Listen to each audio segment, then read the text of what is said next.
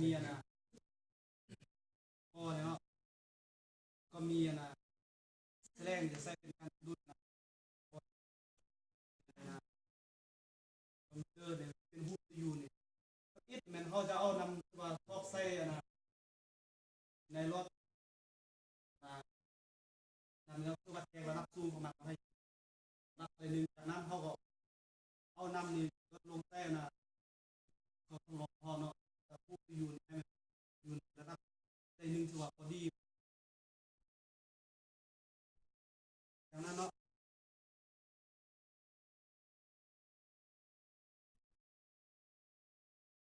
พลังที่ว่าเขายดนำนี่ลงอยู่ในรับตัวพอดีเลยเขาเอานะ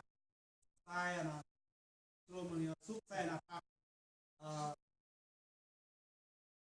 ไอ้ลึงคอนะข้างหนึงเราใส่เป็นข้างใดก็ได้จากนั้นเขาเอาอะนะต้นอะนะ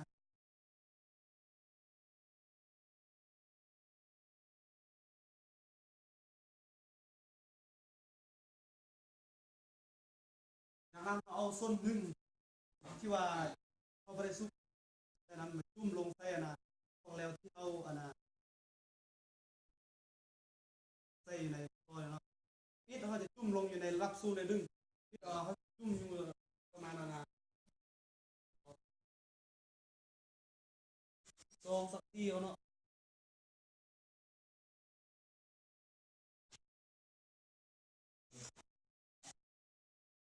ในเวลาที่ว่าเขาจุ่มลงซองสักทีเขาจะสังเกตเห็นอะนะระดับน้ำอยู่ในนี้ดีเอ่อการเปลี่ยนแปลงเนาะ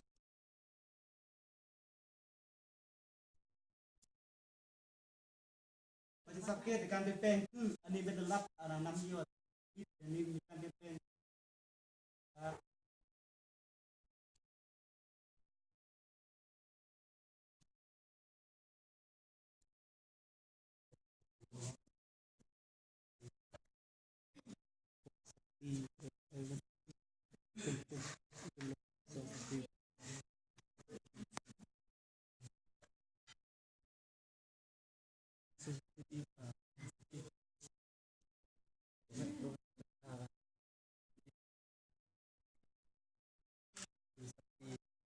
อันนี้เป็นอันไหนกรณีที่ว่าเป็นอันน่ะซองสักทีเนาะเท้าจุ่มลงซองสักทีระดับนำอยู่เบื้องนี้จะเพิ่มขึ้นอันน่ะหนึ่งสักทีเนี่ยเท้าจุ่มลงทุกอีกสี่สักที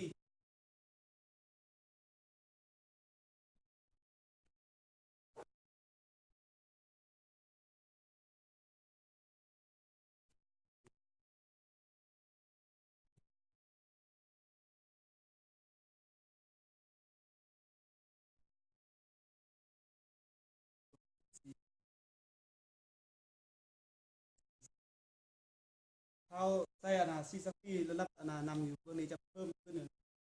ซองที่สี่สักทีเนาะนี่ถ้าเอาอันน่ะหกสักที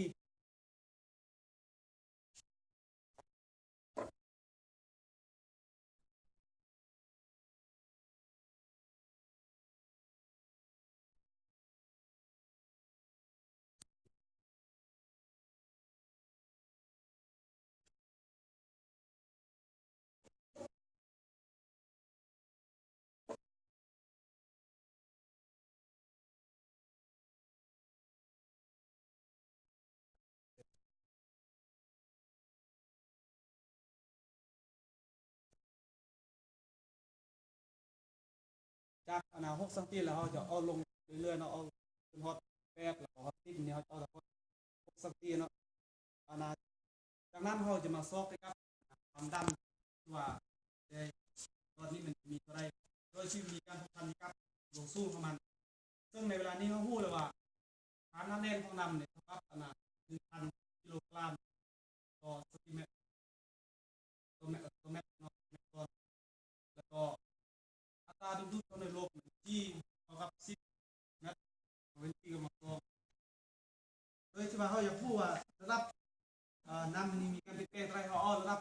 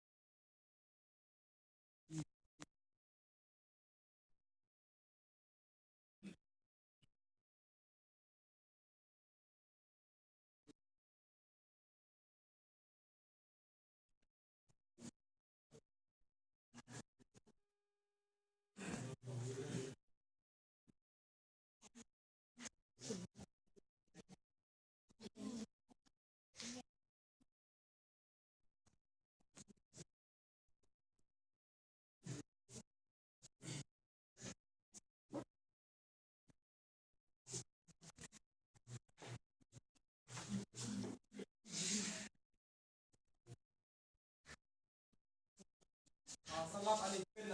สู้ที่หนึ่งล้วนสู้อยู่ระดับที่เขานำไปพบสตีเนาะโดยเวลาที่ว่าเขาแทกครั้งที่หนึ่งโดยเขาใส่จุ่มลงระดับนั้นไหมซองสตี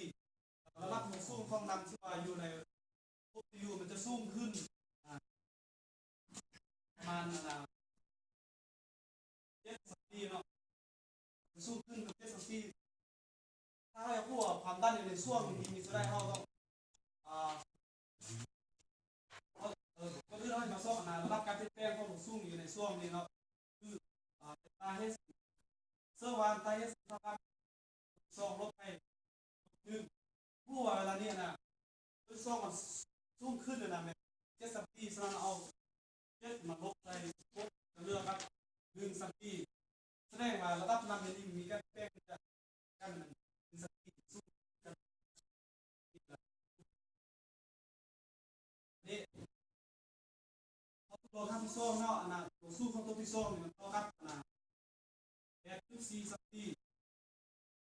โดยเฉพาะหัวนะครับที่เรานำ6 สตีเอาครับ4 สตีลบไป6 สตีเลือกครับ2.4 สตีเนาะนี่สร้างในเอสก็มันจะเข้ากันเอา8 สตีจะให้สูงเอา8ลบครับ3.8 สตีฉะนั้นเรามาซอกเมื่อได้ระดับการแปลงสูงละทางที่เราลงฉะนั้นเรามาซอกความดันละ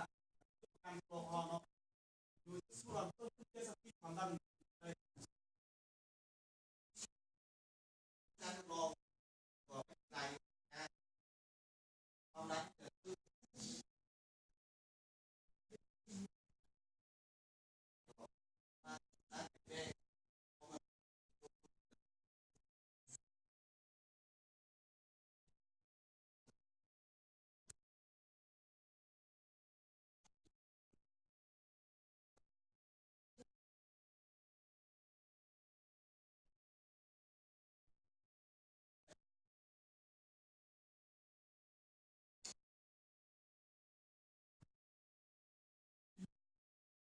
ถ้าเขาอยากตอนนี้เขาซอกได้การเป็นแปลงสูงขึ้นกันที่นั้นเขาความต้านทานความแน่นสูงนี่เป็นสูงเขาอันนั้นจะรับ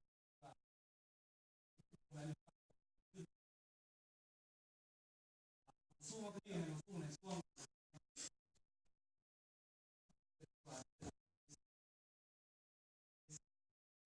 สูงเขาเป็นนี่เขาจะสูงที่เขาสูงเขาจะพูดว่าด้านซึ่งก็สูงเนี่ยพลังเขาตัวมาเขาสังเกตเบื้องแล้วเขาทำสู้ก็นำสู้ขึ้นได้หรือว่านำตัวสู้มันลดลงก็ได้มันจะมีด้านไหนลายขึ้นสำนัก